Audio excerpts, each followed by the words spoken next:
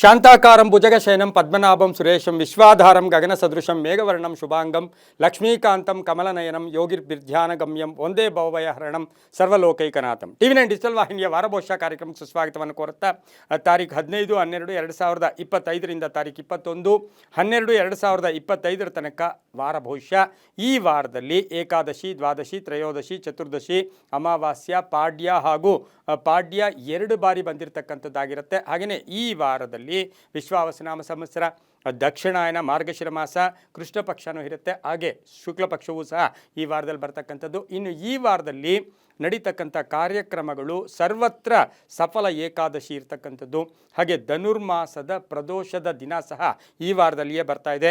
ಮಾರ್ಗಶಿರ ಮಹಾಲಕ್ಷ್ಮಿಯ ವ್ರತವನ್ನು ಆಚರಣೆ ಮಾಡ್ಕೊಳ್ಳೋದು.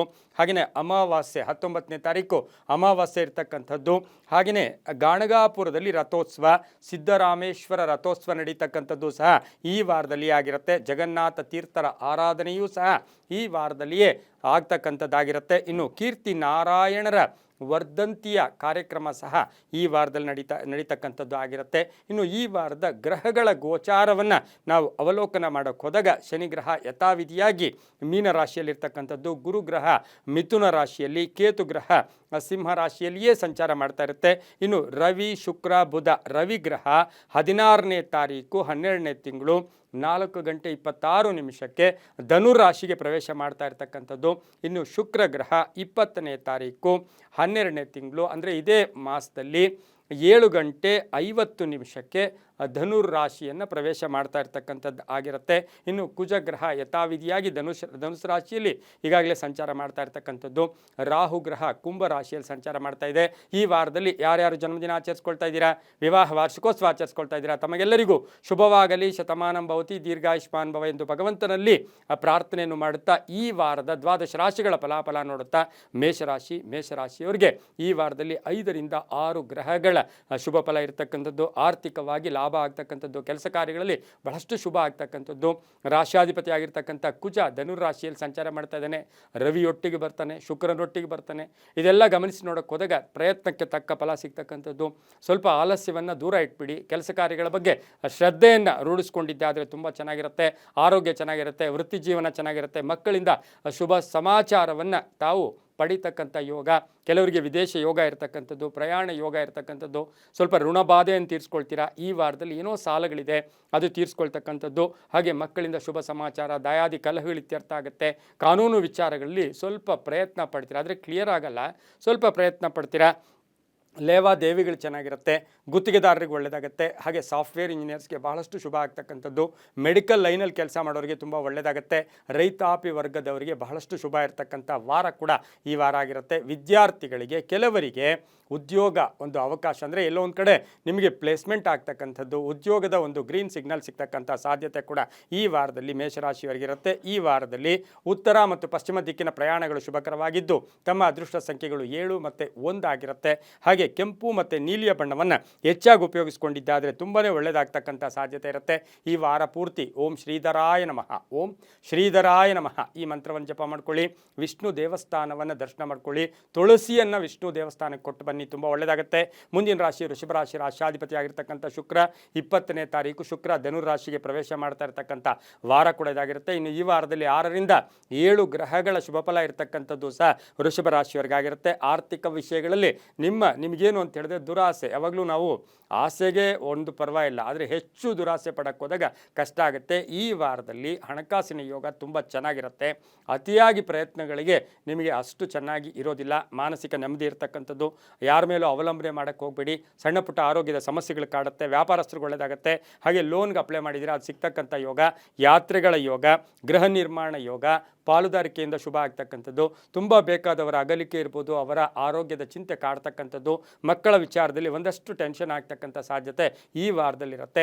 ಗಂಡ ಹೆಂಡತಿಯರ ಮಧ್ಯೆ ಒಂದಷ್ಟು ಭಿನ್ನಾಭಿಪ್ರಾಯಗಳು ಕೂಡ ಬಂದು ಹೋಗುತ್ತೆ, ಅದೇನು ಇರೋದಿಲ್ಲ, ಹಾಗೆ ಬಂದು ಹೋಗುತ್ತೆ.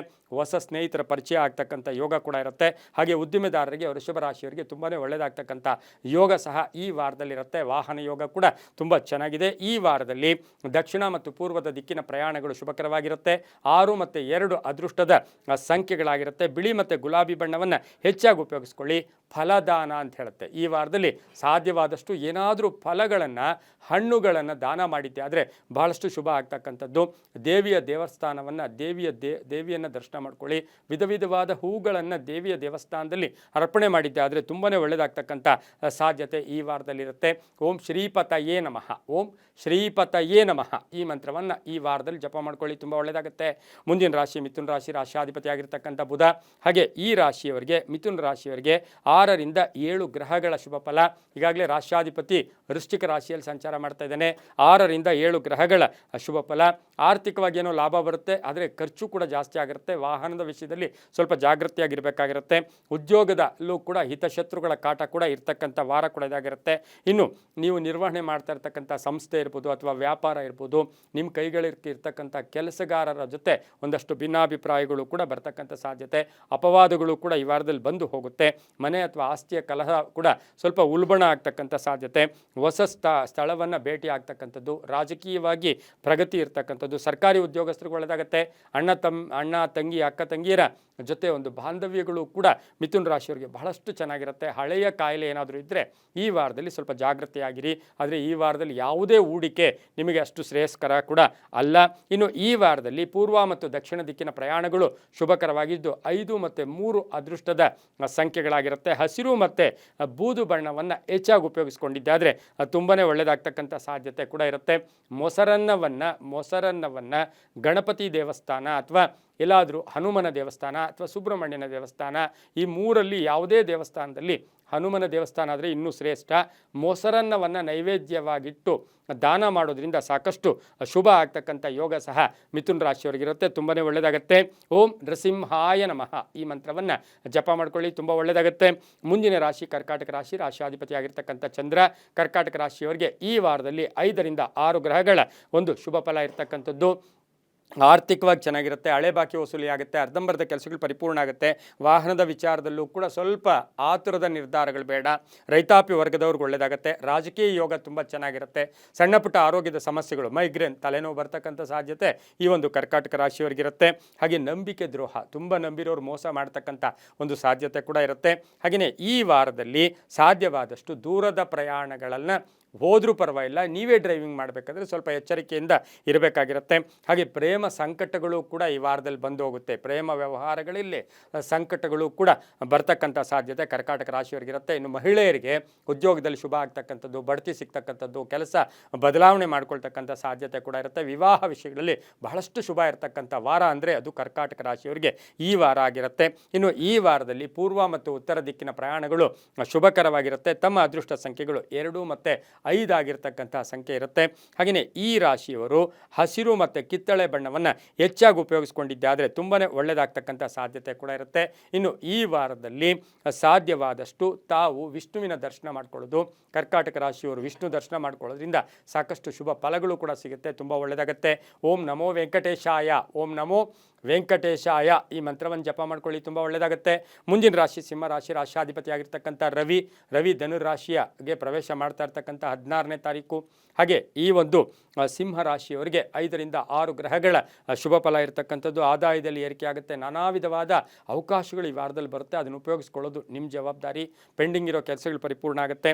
ಮಡದಿ ಅಥವಾ ಮಕ್ಕಳಿಗೆ ಉದ್ಯೋಗ ಸಿಗ್ತಕ್ಕಂಥದ್ದು, ಕುಟುಂಬದಲ್ಲಿ ಭಾಳಷ್ಟು ಶಾಂತಿ ಇರತಕ್ಕಂಥದ್ದು, ಪ್ರತಿಯೊಬ್ಬರು ಕೂಡ ಮನೆಯಲ್ಲಿ ಒಂದು ಒಳ್ಳೆಯ, ನಿಮಗೆ ಎಲ್ಲೋ ಒಂದು ಕಡೆ ಒಂದು ಎಲ್ಲರೂ ಕೂಡ ಒಡಂಬಡಿಕೆಯಿಂದ ಇರ್ತಕ್ಕಂಥ ಯೋಗ ಕೂಡ ಇರುತ್ತೆ. ಹಾಗೆ ವಿದ್ಯಾರ್ಥಿಗಳಿಗೆ ಒಳ್ಳೆಯದಾಗುತ್ತೆ, ರೈತರಿಗೆ ಒಳ್ಳೆಯದಾಗುತ್ತೆ, ಮನೆಯವರ ಸಹಕಾರ ತುಂಬ ಚೆನ್ನಾಗಿರುತ್ತೆ. ಆಕಸ್ಮಿಕ ಪ್ರಯಾಣ ಯೋಗ, ವಿದೇಶದಿಂದ ಶುಭ ಸುದ್ದಿ ಸಿಗ್ತಕ್ಕಂಥದ್ದು, ಗುತ್ತಿಗೆದಾರರಿಗೆ ಒಳ್ಳೆಯದಾಗುತ್ತೆ. ಹಾಗೆ ಈ ಒಂದು ಸರ್ಕಾರಿ ನೌಕರಿಯಲ್ಲಿರ್ತಕ್ಕಂಥ ಸಿಂಹರಾಶಿಯವರಿಗೆ ಅದೃಷ್ಟದ ಒಂದು ವಾರ ಕೂಡ ಈ ವಾರ ಆಗಿರುತ್ತೆ. ರಾಜಕೀಯ ವ್ಯಕ್ತಿಗಳಿಗೂ ತುಂಬ ಒಳ್ಳೆಯದಾಗ್ತಕ್ಕಂಥದ್ದು. ಮಗಳ ವಿವಾಹ ವಿಷಯಗಳಲ್ಲಿ ಸ್ವಲ್ಪ ಪೋಸ್ಟ್ಪೋನ್ ಆಗ್ತಕ್ಕಂಥದ್ದು. ಅಣ್ಣ ತಮ್ಮಂದಿರ ಮಧ್ಯೆ ಒಂದು ಆಸ್ತಿಯ ತಗಾದೆ ಅಥವಾ ಆಸ್ತಿಯ ಕಲಹಗಳು ಸ್ವಲ್ಪ ಉಲ್ಬಣ ಆಗ್ತಕ್ಕಂಥ ಸಾಧ್ಯತೆ ಸಹ ಸಿಂಹರಾಶಿಯವರಿಗಿರುತ್ತೆ. ಒಂಚೂರು ಮೌನವಾಗಿ ಹೆಚ್ಚಾಗಿದ್ದಿದ್ದೆ ಆದರೆ ತುಂಬಾ ಒಳ್ಳೆಯದಾಗ್ತಕ್ಕಂಥ ಯೋಗ. ಈ ವಾರದಲ್ಲಿ ಪಶ್ಚಿಮ ಮತ್ತು ದಕ್ಷಿಣದ ದಿಕ್ಕಿನ ಪ್ರಯಾಣಗಳು ಶುಭಕರವಾಗಿದ್ದು 1 ಮತ್ತು 8 ಅದೃಷ್ಟದ ಸಂಖ್ಯೆಗಳಾಗಿರುತ್ತೆ. ಕೆಂಪು ಮತ್ತು ಹಳದಿ ಬಣ್ಣವನ್ನು ಹೆಚ್ಚಾಗಿ ಉಪಯೋಗಿಸ್ಕೊಂಡಿದ್ದಾದರೆ ತುಂಬಾ ಒಳ್ಳೆಯದಾಗುತ್ತೆ. ಓಂ ದಾಮೋದರಾಯ ನಮಃ, ಓಂ ದಾಮೋದರಾಯ ನಮಃ ಈ ಮಂತ್ರವನ್ನು ಹೆಚ್ಚಾಗಿ ಜಪ ಮಾಡ್ಕೊಳ್ಳೋದ್ರಿಂದ ಸಾಕಷ್ಟು ಶುಭ ಆಗ್ತಕ್ಕಂಥ ಯೋಗ ಸಹ ಸಿಂಹರಾಶಿಯವರಿಗಿರುತ್ತೆ. ಬೆಲ್ಲದಿಂದ ಮಾಡಿದಂಥ ಪದಾರ್ಥ ಅಥವಾ ಬೆಲ್ಲವನ್ನು ದಾನ ಮಾಡೋದ್ರಿಂದ ಸಿಂಹರಾಶಿಯವರಿಗೆ ಈ ವಾರದಲ್ಲಿ ಸಾಕಷ್ಟು ಶುಭ ಕೂಡ ಆಗುತ್ತೆ. ಮುಂದಿನ ರಾಶಿ ಕನ್ಯಾ ರಾಶಿ, ರಾಶಿಯಾಧಿಪತಿಯಾಗಿರ್ತಕ್ಕಂಥ ಬುಧ ವೃಶ್ಚಿಕ ರಾಶಿಯಲ್ಲಿ ಸಂಚಾರ ಮಾಡ್ತಾ ಇದ್ದಾನೆ. ಕನ್ಯಾ ರಾಶಿಯವರಿಗೆ 6ರಿಂದ 7 ಗ್ರಹಗಳ ಶುಭ ಫಲ ಇರ್ತಕ್ಕಂಥ ವಾರ ಕೂಡದಾಗಿರುತ್ತೆ. ಈ ವಾರದಲ್ಲಿ ಹಣಕಾಸಿನ ವಿಚಾರದಲ್ಲಿ ನಿಮಗೆ ಆಕಸ್ಮಿಕ ಧನಲಾಭ, ಆಕಸ್ಮಿಕ ಕಾರ್ಯಸಿದ್ಧಿ, ಕೆಲಸ ಕಾರ್ಯಗಳು ಶುಭ ಆಗುತ್ತೆ. ರೈತರಿಗೆ ಒಳ್ಳೆಯದಾಗುತ್ತೆ. ಮನೆಯಲ್ಲಿ ಕೆಲವರಿಗೆ ಮನೆ ಬದಲಾಯಿಸ್ಕೊಳ್ಳೋದು, ಅಪಾರ್ಟ್ಮೆಂಟಲ್ಲಿದ್ದಿರೋರು ಎಲ್ಲೋ ಒಂದು ಕಡೆ ಬಾಡಿಗೆ ಮನೆಯಲ್ಲಿದ್ದಿರೋ ಮನೆ ಬದಲಾಯಿಸ್ಕೊಳ್ಳೋ ಸಾಧ್ಯತೆ, ಮಕ್ಕಳಿಂದ ಶುಭ ಸಮಾಚಾರ, ಮಕ್ಕಳ ಉದ್ಯೋಗದಲ್ಲಿ ಪ್ರಗತಿ ಸಿಗ್ತಕ್ಕಂಥದ್ದು, ನಿಮ್ಮ ಉದ್ಯೋಗದಲ್ಲಿ ಎಲ್ಲೋ ಒಂದು ಕಡೆ ಪ್ಯಾಕೇಜ್ ಚೇಂಜ್ ಆಗ್ತಕ್ಕಂಥ ಸಾಧ್ಯತೆ. ಹಾಗೆ ಈ ರಾಶಿಯವರಿಗೆ ಕಾನೂನು ವಿಷಯಗಳಲ್ಲಿ ತುಂಬಾ ಒಳ್ಳೆಯದಾಗುತ್ತೆ. ವಾಹನ ಯೋಗ ಚೆನ್ನಾಗಿದೆ. ಆರೋಗ್ಯ ಕೂಡ ತುಂಬ ಚೆನ್ನಾಗಿರುತ್ತೆ. ಮಹಿಳೆಯರಿಗೆ ಸಾಕಷ್ಟು ಕೀರ್ತಿ ಪ್ರತಿಷ್ಠೆಗಳಿಗೆ ಈ ವಾರದಲ್ಲಿ ಭಾಜನರಾಗ್ತೀರಾ. ಹಳೆ ಬಾಕಿ ಕೂಡ ವಸೂಲಿ ಆಗುತ್ತೆ. ಕೆಲಸ ಕಾರ್ಯಗಳಲ್ಲೂ ಕೂಡ ಶುಭ ಆಗ್ತಕ್ಕಂಥದ್ದು, ಪಾಲುದಾರಿಕೆಯಿಂದ ಒಳ್ಳೆಯದಾಗ್ತಕ್ಕಂಥದ್ದು, ಮನೆ ನಿರ್ಮಾಣ ಅಥವಾ ಕಟ್ಟಡ ನಿರ್ಮಾಣಕ್ಕೆ ಪ್ರಯತ್ನ ಪಡ್ತಕ್ಕಂಥ ವಾರ ಸಹ ಕನ್ಯಾ ರಾಶಿಯವರಿಗಾಗಿರುತ್ತೆ. ಈ ವಾರದಲ್ಲಿ ಉತ್ತರ ಮತ್ತು ಪೂರ್ವದ ದಿಕ್ಕಿನ ಪ್ರಯಾಣಗಳು ಶುಭಕರವಾಗಿರುತ್ತೆ. 7 ಮತ್ತು 2 ಅದೃಷ್ಟದ ಸಂಖ್ಯೆಗಳಾಗಿರುತ್ತೆ. ಹಸಿರು ಮತ್ತು ಹಳದಿ ಬಣ್ಣವನ್ನು ಹೆಚ್ಚಾಗಿ ಉಪಯೋಗಿಸ್ಕೊಂಡಿದ್ದೆ ಆದರೆ ತುಂಬಾ ಒಳ್ಳೆಯದಾಗುತ್ತೆ. ಕನ್ಯಾ ರಾಶಿಯವರು ಈ ವಾರದಲ್ಲಿ ಯಾರಾದರೂ ವೃದ್ಧರಿದ್ದರೆ ಒಂದು ಬೆಡ್ಶೀಟ್ ಇರ್ಬೋದು, ಅಥವಾ ಈ ಚಳಿಗಾಲ ಒಂದು ತಲೆಗೆ ಹಾಕ್ಕೊಳ್ಳೋಕ್ಕಂಥ ಒಂದು ಟೋಪಿ ಇರ್ಬೋದು. ವೃದ್ಧರಿಗೆ ಏನಾದರೂ ವಸ್ತ್ರವನ್ನು ಈ ವಾರದಲ್ಲಿ ದಾನ ಮಾಡಿದ್ದೆ ಆದರೆ ಸಾಕಷ್ಟು ಶುಭ ಫಲಗಳು ಸಹ ಕನ್ಯಾ ರಾಶಿಯವರಿಗೆ ಸಿಗ್ತಕ್ಕಂಥ ಸಾಧ್ಯತೆ ಕೂಡ ಇರುತ್ತೆ. ಓಂ ಚಕ್ರಪಾಣಯೇ ನಮಃ, ಓಂ ಚಕ್ರಪಾಣಯೇ ನಮಃ ಈ ಮಂತ್ರವನ್ನು ಹೆಚ್ಚಾಗಿ ಈ ವಾರದಲ್ಲಿ ಜಪ ಮಾಡ್ಕೊಳ್ಳಿ, ತುಂಬ ಒಳ್ಳೆಯದಾಗುತ್ತೆ.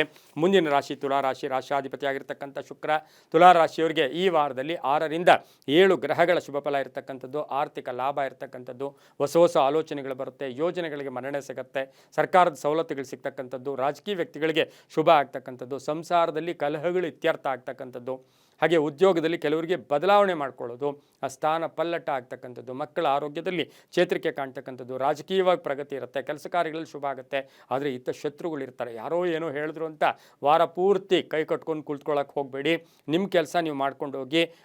ಹಾಗೆಯೇ ಕಾರ್ಮಿಕರಿಗೂ ಕೂಡ, ಕೆಲಸಗಾರರಿಗೆ ತಮ್ಮ ಎಲ್ಲೋ ಒಂದು ಕಡೆ ಪ್ರತಿಭೆಗೆ ತಕ್ಕ ಕೆಲಸ ಸಿಗ್ತಕ್ಕಂಥ ಯೋಗ ಕೂಡ ಇರುತ್ತೆ. ವಾಹನದ ಸಣ್ಣ ಪುಟ್ಟ ಅಪಘಾತ ಅಥವಾ ಟೆನ್ಷನ್ ಆಗ್ತಕ್ಕಂಥ ಸಾಧ್ಯತೆ ಇರುತ್ತೆ. ಮಹಿಳೆಯರಿಗೆ ಸಣ್ಣ ಪುಟ್ಟ ಆರೋಗ್ಯದ ಸಮಸ್ಯೆಗಳಿದ್ದರೆ ನೆಗ್ಲೆಕ್ಟ್ ಮಾಡಬೇಡಿ, ಅದಕ್ಕೆ ಉದಾಸೀನ ಮಾಡಬೇಡಿ, ಅದು ಕೂಡ ಟೆನ್ಷನ್ ಆಗ್ತಕ್ಕಂಥ ಸಾಧ್ಯತೆ ತುಲಾರಾಶಿಯವರಿಗಿರುತ್ತೆ. ಈ ರಾಶಿಯವರು ದಕ್ಷಿಣ ಮತ್ತು ಪಶ್ಚಿಮ ದಿಕ್ಕಿನ ಪ್ರಯಾಣಗಳು ಶುಭಕರವಾಗಿದ್ದು 6 ಮತ್ತು 7 ಅದೃಷ್ಟದ ಸಂಖ್ಯೆಗಳಾಗಿರುತ್ತೆ. ಹಳದಿ ಮತ್ತು ನೀಲಿಯ ಬಣ್ಣವನ್ನು ಹೆಚ್ಚಾಗಿ ಉಪಯೋಗಿಸ್ಕೊಂಡಿದ್ದಾದರೆ ತುಂಬಾ ಒಳ್ಳೆಯದಾಗ್ತಕ್ಕಂಥ ಸಾಧ್ಯತೆ ಇರುತ್ತೆ.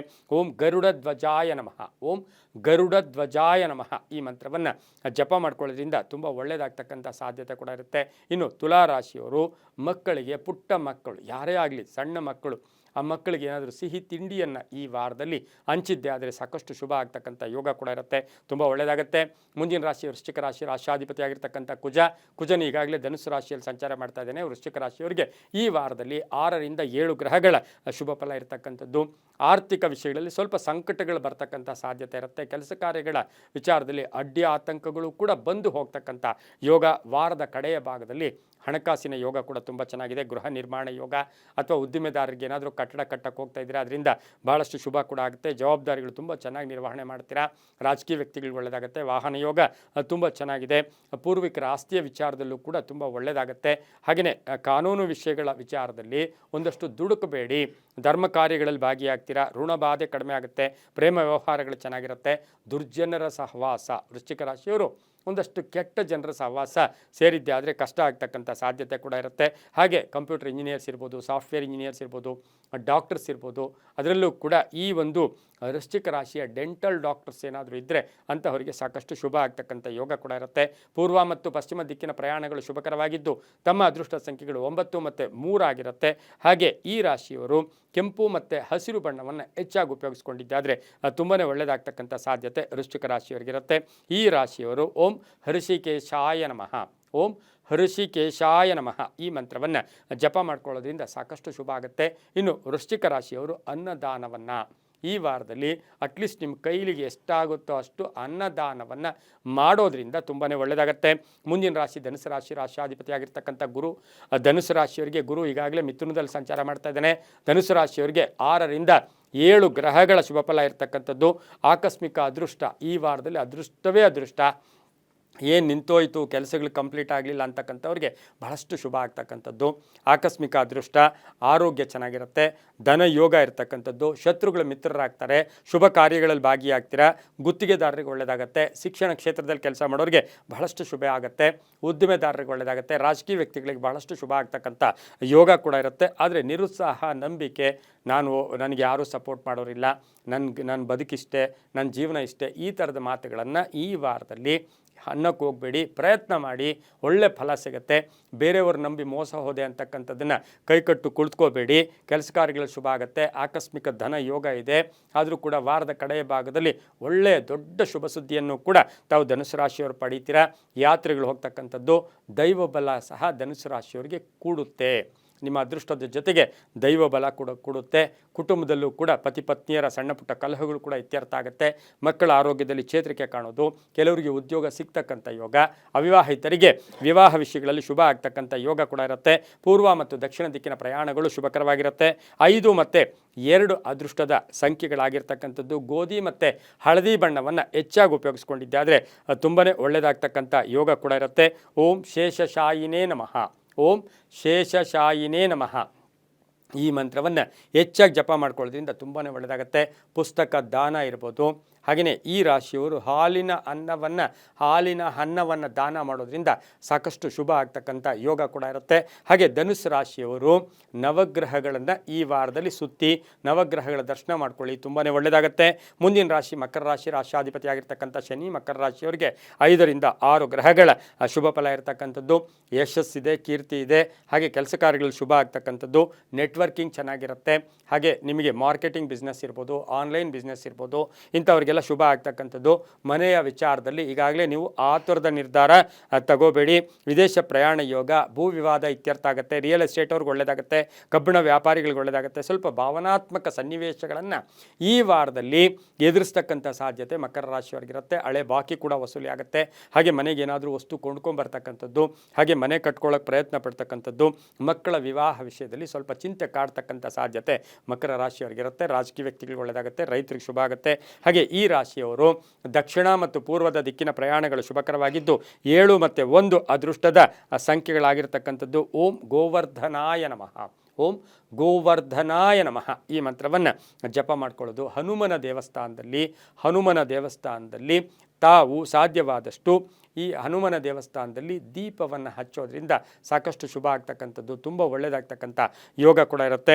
ಹಾಗೆ ಮುಂದಿನ ರಾಶಿ ಕುಂಭರಾಶಿ, ರಾಶಾಧಿಪತಿ ಆಗಿರ್ತಕ್ಕಂಥ ಶನಿ ಈ ರಾಶಿಯವರಿಗೆ 5 ರಿಂದ 6 ಗ್ರಹಗಳ ಶುಭ ಫಲ ಇರ್ತಕ್ಕಂಥದ್ದು. ಆರ್ಥಿಕವಾಗಿ ಚೆನ್ನಾಗಿರುತ್ತೆ, ಆರೋಗ್ಯ ಚೆನ್ನಾಗಿರುತ್ತೆ, ಕೆಲಸ ಕಾರ್ಯಗಳಲ್ಲಿ ಶುಭ ಆಗ್ತಕ್ಕಂಥದ್ದು.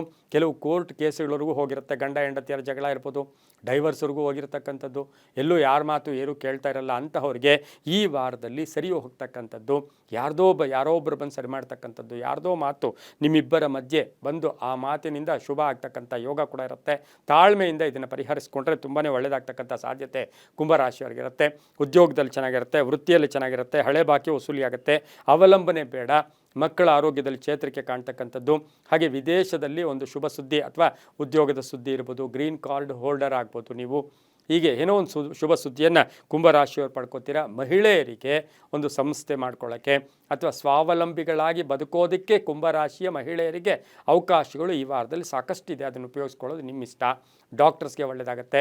ಹಾಗೆ ಮಹಿಳಾ ಡಾಕ್ಟರ್ಸ್ ಇರ್ಬೋದು, ವೈದ್ಯಕೀಯ ಕ್ಷೇತ್ರದಲ್ಲಿ ಕೆಲಸ ಮಾಡೋರಿಗೆ ತುಂಬಾ ಒಳ್ಳೆಯದಾಗುತ್ತೆ. ಈ ವಾರದಲ್ಲಿ ಸಾಧ್ಯವಾದಷ್ಟು ಪೂರ್ವ ಮತ್ತು ದಕ್ಷಿಣ ದಿಕ್ಕಿನ ಪ್ರಯಾಣಗಳು ಶುಭಕರವಾಗಿದ್ದು 4 ಮತ್ತು 8 ಅದೃಷ್ಟದ ಸಂಖ್ಯೆಗಳಾಗಿರುತ್ತೆ. ಬಿಳಿ ಮತ್ತು ನೀಲಿಯ ಬಣ್ಣವನ್ನು ಹೆಚ್ಚಾಗಿ ಉಪಯೋಗಿಸ್ಕೊಂಡಿದ್ದಾದರೆ ಕುಂಭರಾಶಿಯವರು ತುಂಬಾ ಒಳ್ಳೆಯದಾಗುತ್ತೆ. ಗೋ ಸೇವೆ ಇರ್ಬೋದು, ಪ್ರಾಣಿಗಳಿಗೆ ಅನ್ನ ಆಗ್ತಕ್ಕಂಥದ್ದು, ಪ್ರಾಣಿಗಳಿಗೆ ಆಹಾರ ಕೊಡೋದ್ರಿಂದ ಈ ವಾರದಲ್ಲಿ ಸಾಕಷ್ಟು ಶುಭ ಸುದ್ದಿ ಸಿಗ್ತಕ್ಕಂಥ ಯೋಗ ಕೂಡ ಈ ವಾರದಲ್ಲಿ ಕುಂಭರಾಶಿಯವರಿಗಿರುತ್ತೆ. ಓಂ ಜನಾರ್ದನಾಯ ನಮಃ, ಓಂ ಜನಾರ್ದನಾಯ ನಮಃ ಈ ಮಂತ್ರವನ್ನು ಹೆಚ್ಚಾಗಿ ಜಪ ಮಾಡ್ಕೊಳ್ಳಿ, ತುಂಬಾ ಒಳ್ಳೆಯದಾಗುತ್ತೆ.